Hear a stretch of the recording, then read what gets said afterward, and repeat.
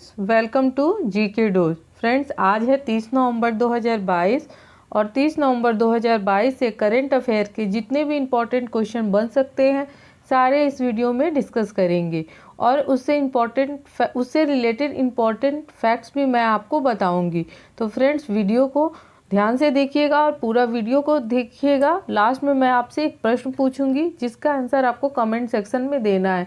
Friends, answer जरूर दीजिएगा क्योंकि जो चीज़ें आप लिख देते हैं वो आपको याद रहती है। तो चलिए फ्रेंड्स, अब शुरू करते हैं आज का डिस्कशन। आज का पहला प्रश्न है, हाल ही में भारत के किस संग्रहालय की जीर्णोद्धार परियोजना को यूनेस्को का एशिया प्रशांत पुरस्कार मिला है? इसका आंसर होगा छत्रपति शिवाजी वास्तु संग्रहालय मुंबई। ठीक है, ये काफ़ी पुरानी बिल्डिंग थी, ठीक है, जिसको यूनेस्को ने जीर्णोद्धार परियोजना के लिए एशिया प्रशांत पुरस्कार दिया है। तो फ्रेंड्स, अब देख लेते हैं यूनेस्को के बारे में। तो ये यूनेस्को का लोगो है जो यहाँ आपको कॉर्नर में दिख रहा है, ये यूनेस्को का लोगो है। इसकी स्थापना कब हुई थी? तो इसकी स्थापना हुई थी 16 नवंबर 1945 को।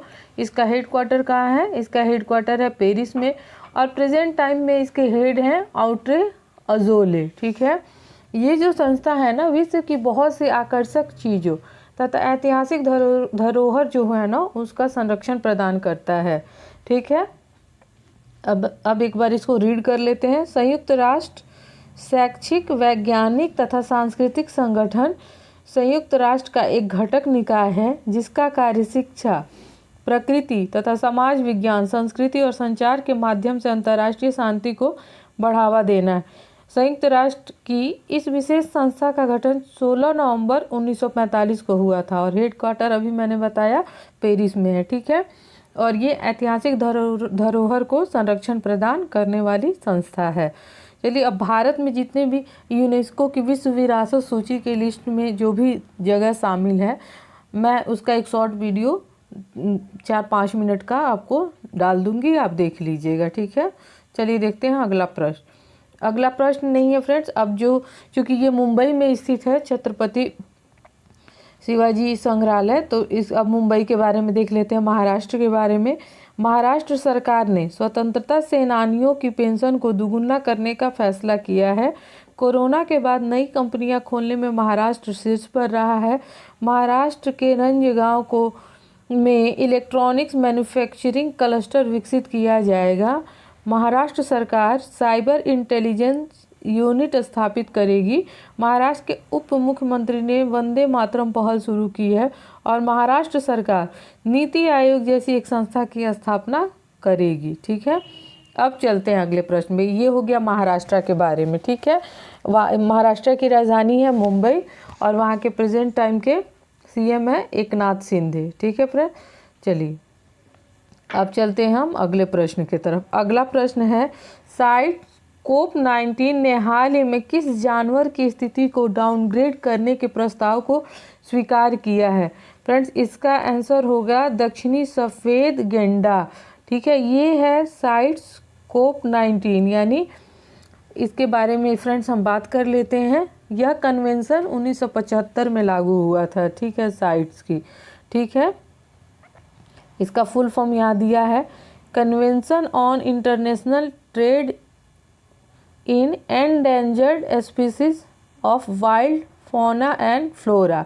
ठीक है, तो ये कन्वेंशन कब लागू हुआ था? तो 1975 में। 1975 में ये कन्वेंशन लागू हुआ था और इसका हेडक्वार्टर कहाँ है? इसका हेडक्वार्टर है जिनेवा में, यानी स्विट्जरलैंड, जिनेवा में। ठीक है, इसका उद्देश्य यह सुनिश्चित, ये जो साइट्स है, ठीक है, इसका उद्देश्य यह सुनिश्चित करना होता है कि जंगली जानवरों और पौधों के नमूनों के अंतर्राष्ट्रीय व्यापार और कारोबार से उनके अस्तित्व को खतरा ना हो। ठीक है, जो भी जंगली जानवर हैं या पौधे हैं, उनका जो व्यापार होता है, कारोबार होता है, उससे उनके अस्तित्व को खतरा ना हो, उस पर ये एक्शन लेता है। ठीक है, तो अभी इसकी 19वीं बैठक चल रही है। 14 नवंबर से 25 नवंबर कहाँ चल रही है? पनामा में। ठीक है, ये कैरेबियाई कंट्री है पनामा। ठीक है, तो इसको याद रखिएगा। कोप-19 की बैठक कहाँ चल रही है? तो 14 से 25 नवंबर यहाँ पनामा सिटी में चल रही है।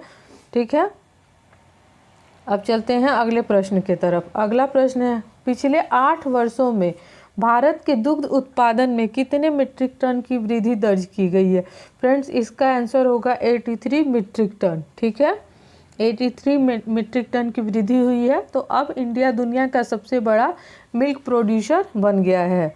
चलिए अगला प्रश्न देखते हैं। गोल्डन पीकॉक अवार्ड जीतने वाली आई हैव इलेक्ट्रिक ड्रीम्स किस भाषा में बनी फिल्म है? तो इसका आंसर होगा स्पेनिश फिल्म। ठीक है, ये फिल्म स्पेनिश भाषा में बनी है और इसने गोल्डन पीकॉक अवार्ड जीता है। चलिए फ्रेंड्स चलते हैं अगले प्रश्न की तरफ। किस देश के राष्ट्रपति को गणतंत्र दिवस समारोह में मुख्य अतिथि के रूप में नामित किया गया है? फ्रेंड्स इसका आंसर होगा मिस्र। हमने इस क्वेश्चन को पहले भी किया था, लेकिन उसमें हमने मिस्र के उन मुख्य अतिथि का नाम पढ़ा था। ठीक है, तो मिस्र के राष्ट्रपति आएंगे इस बार के गणतंत्र दिवस समारोह में मुख्य अतिथि के रूप में। और वे कौन है मिस्र के राष्ट्रपति? तो अब्देल फतह अल सीसी। ठीक है, चलिए देखते हैं अगला प्रश्न। लैंगिक हिंसा के खिलाफ केंद्र सरकार ने कौन सा अभियान शुरू किया है? तो फ्रेंड्स इसका आंसर होगा नई चेतना। लैंगिक हिंसा के बारे में महिलाओं और बालिकाओं को जागरूक करने के लिए केंद्र सरकार ने नई चेतना अभियान शुरू की है। अगला प्रश्न देखते हैं। हाल ही में किसे राष्ट्रीय गोपाल रत्न होगा? फ्रेंड्स यहाँ खत्म हो गलती मिस्टेक से प्रिंट हो गया है। ठीक है, यहाँ रत्न होगा। हाल ही में किसे राष्ट्रीय गोपाल रत्न पुरस्कार से सम्मानित किया गया? फ्रेंड्स इसका आंसर होगा संजीव बाल्यान।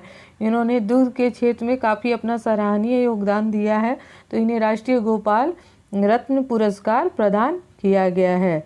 चलिए अगला प्रश्न देखते हैं। हाल ही में आर.के. सिंह ने किस राज्य में 10 मोबाइल हेल्थ क्लिनिक का उद्घाटन किया है? फ्रेंड्स इसका आंसर होगा बिहार। ये जो आर.के. सिंह है ये हमारे आर.के. सिंह जो है ये हमारे प्रेजेंट टाइम के केंद्रीय विद्युत नवीकरणीय ऊर्जा मंत्री हैं। इन्होंने अभी बिहार में 10 मोबाइल हेल्थ क्लिनिक का उद्घाटन किया है। अब बिहार के बारे में देख लेते हैं। तो बिहार की राजधानी है पटना। बिहार में प्रेजेंट टाइम के सीएम है नीतीश कुमार और बिहार के गवर्नर है प्रेजेंट टाइम के फागू चौहान। ठीक है, बिहार में friend Valmiki Nagar national park है। ठीक है, बिहार के जर्दालू आम, शाही लीची और मखाना को जीआई टैग मिला है। ठीक है फ्रेंड्स, चलिए चलते हैं अगले प्रश्न की तरफ। हाल ही में किस मंत्रालय ने 42वें भारत 41वें यहाँ 41वें होगा 41। ठीक है,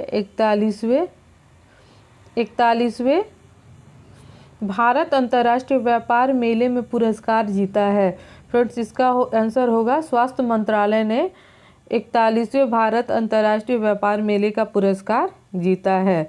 अब है क्वेश्चन नंबर 10 और आज का लास्ट प्रश्न। हाल ही में किसने WHO ने मंकी पॉक्स का नाम बदलकर क्या रखा है? तो मंकी पॉक्स जो बीमारी है उसका नाम बदलकर रखा है एम पॉक्स। और किसने नाम ये चेंज किया है?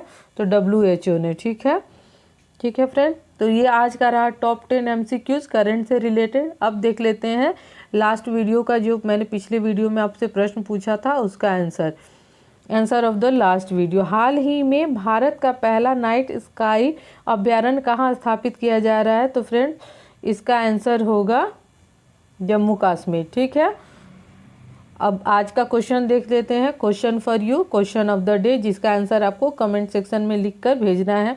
फ्रेंड्स आंसर जरूर लिखिएगा।